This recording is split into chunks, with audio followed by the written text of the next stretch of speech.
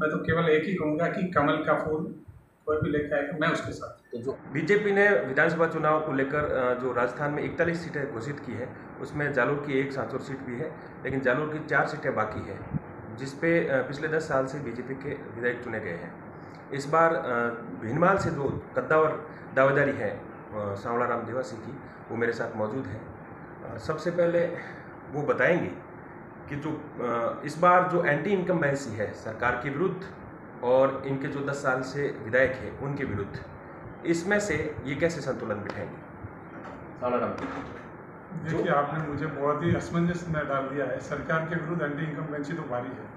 अब विधायक जी के बारे में चूंकि आपने खुद नहीं कहा है कि मैं वहाँ से दावेदारी कर रहा हूँ, तो मुझे लगता है इसके बारे में मुझे बोलना उचित नहीं रहेगा। वो जनता से आप पूछ सकते हैं, कार्यकर्ताओं से पूछ सकते हैं। चूँकि मैं उनका सामने टिकट भी मांग रहा हूँ, तो उसमें कुछ थोड़ा सा दुराग्रह जैसा आ जाएगा। तो विधायक जी को तो कार्यकर्ता और जनता ही बेहतर बता पाएंगे कि वो कितने उनसे संतुष्ट है, कितने नाराज है। अच्छा, आपको ये बताऊं कि सांचौर में जो देवजी पटेल को टिकट दिया है और वहाँ ये जो विवाद पैदा हुआ है, ऐसा विवाद कहीं भीनमाल में आशंका है या नहीं? जीरो आशंका। मैं आपको एक चीज़ बताना चाहूँगा भीनमाल की, क्योंकि हमारा जितने भी हमारे दावेदार हैं, हमारा किसी का कोई कम्युनिकेशन गैप हमारे बीच में नहीं है। और हमारा है कि जिसको भी टिकट मिले, भीनमाल के लोग भी आपने देखा होगा। मुझे लगता है कि मैं किसी विधानसभा की बात करूंगा तो उस विधानसभा के लोग नाराज हो जाएंगे, लेकिन मुझे लगता है कि सबसे समझदार और सहनशील लोग जो है वो भीनमाल के ही हैं। और भीनमाल के लोग भी समझदार हैं, कार्यकर्ता भी समझदार है, और हम जितने भी दावेदार हैं सबका हमारा कम्युनिकेशन गैप किसी का है नहीं। और हम एक दूसरे को एक्सेप्ट करके कमल के लिए हम काम करने वाले हैं। हमारे भीनमाल में ऐसा किसी को भी हो तो ऐसा मुझे नौबत लगती नहीं है कि ऐसी कुछ नौबत आएगी। लोग बता रहे हैं कि इस बार भीनमाल में जातीय समीकरण इस प्रकार से जगमगाए हुए हैं कि एक संतुलन बनाना बड़ा मुश्किल है, क्योंकि जो इस बार दावेदारियाँ हैं, प्रबल दावेदारी, उसमें जैसे आप देवासी समाज से हैं, भूमिया राजपूत समाज से और भी दावेदारी कर रहे हैं, पुरुष समाज से और भी दावेदारी है, और चौधरी समाज तो रेगुलर वहाँ से विधायक चुने गए हैं। तो ये जो जातीय समीकरण है, बीजेपी इसको कैसे संतुलित करेगी? देखिए, मैं अभी वापस मैं आपको कहना चाहूँगा, ये निष्पक्ष, मैं संगठन का व्यक्ति हूँ तो निष्पक्ष बात करूँ तो इस बार जातीय समीकरण का ऐसा है कि नो डाउट ये जो सीट है पिछले 30 साल से एक समाज के पास है, चौधरी समाज के पास। लेकिन इस बार चूंकि सारी मेन मुख्य 4 जातियाँ हैं वहाँ बड़ी बड़ी, हालांकि कोई भी विधायक बनता है तो 36 कौम के वोटों से बनता है, और भाजपा के कमल के निशान पे बनता है। बाकी किसी व्यक्ति का कोई डरता नहीं है वजूद। भाजपा मजबूत है तो ही वो व्यक्ति जीतता है। तो हमारे यहाँ सबसे बड़ी ये है कि हमारे 4 जातियाँ मेजर जो है वो जनरल में कमेंट करती है: चौधरी समाज, देवासी समाज, भोबिया समाज और पुरोहित समाज।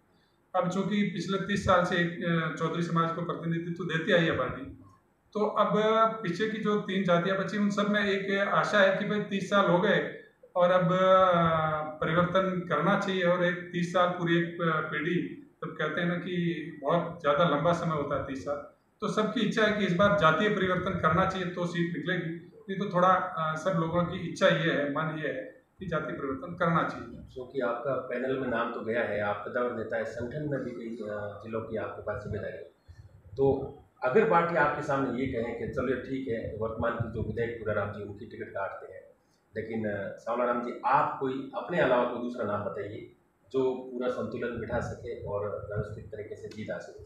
आपने बहुत ही राजनीति में ऐसे प्रश्न पूछना बहुत ही टेढ़ा काम है और इसका जवाब देना भी टेढ़ा काम है।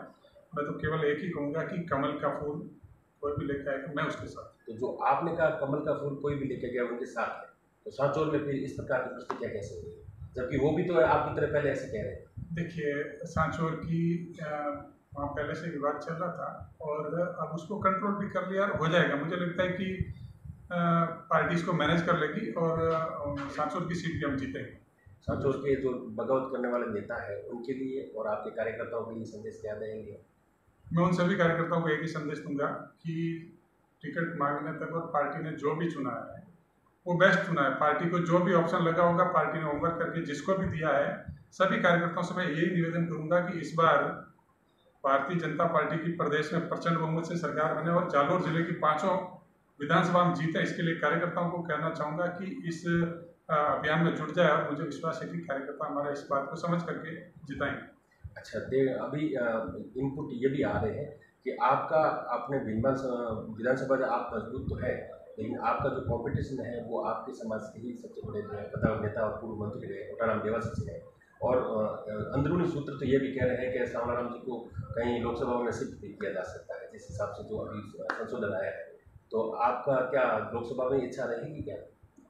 देखिए, अभी आपने प्रश्न किया है। देखिए, मुझे पार्टी जहाँ भी कहेगी वहाँ मैं तैयार हूँ। पार्टी कहेगी चुनाव लड़ो तो चुनाव लड़ूंगा। पार्टी कहेगी जो आदेश है सिरोधार्य हम संगठन के व्यक्ति और अनुशासित पार्टी के अनुशासित कार्यकर्ता है। पार्टी जो भी उचित समझेगी जहाँ भी कहेगी मैं कार्य कर रहा हूँ। अभी देखिए, सारे जितने भी दावेदार है सब जयपुर के थे, लेकिन मैं यहाँ फील्ड में काम कर रहा हूँ क्योंकि मुझे खुद को मेरी जिम्मेदारी का एहसास है कि ठीक है, मैंने बायोडाटा दिया। आजकल हमारा डिजिटल प्लेटफॉर्म है तो सरल ऐप पे बायोडाटा दे दिया है। सब लोगों को पता ही है कि पिछली बार भी मैं 2018 में दावेदार था, तो मुझे किसी को शायद लगता नहीं कि मुझे जाकर के किसी को कि भाई मैं हूँ और मेरा परिचय देने की जरूरत मुझे लगता है प्रदेश में सभी लोगों को पता है। वो उचित लगेंगे और उचित लगेगा और उनको जो उचित निर्णय करेंगे मैं पार्टी के साथ में हूँ। जो भी पार्टी को बेस्ट ऑप्शन होगा वो पार्टी करेगी और जहाँ भी पार्टी मुझे कहेगी संगठन में चुनाव के लिए जहाँ भी भेजेगी मैं जाने के लिए तैयार। एक सवाल, लास्ट सवाल ये है कि आप भी भीनमाल नगर पालिका के अध्यक्ष रहे हैं और उस समय विधायक भी बीजेपी के पूराराम चौधरी रहे हैं।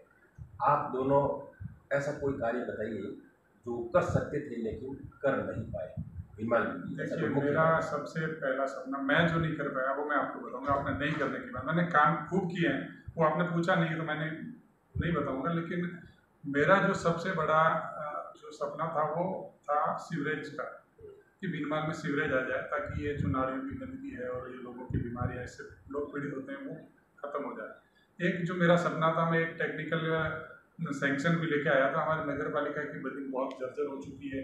एक मेरा सपना था कि एक टाउन हॉल भी बने। नगर पालिका की बिल्डिंग का तो मैंने टेक्निकल सैंक्शन भी लाया था, लेकिन इन बिटवीन सरकार बदल गई। सरकार बदलने के बाद में इस कांग्रेस की सरकार ने उस काम को रोका। और भी मेरा एक सपना था कि एक भीनमाल में महिला कॉलेज बने। तो ऐसे कुछ काम थे जो हम खूब सारे काम थे तो करते करते हमारे से रह गए। हमारे कई सारे भीनमाल के मेरे मन में योजना है। अगर पार्टी मौका देगी, मुझे मौका मिला तो मैं जरूर उसको करने की कोशिश करूँगा।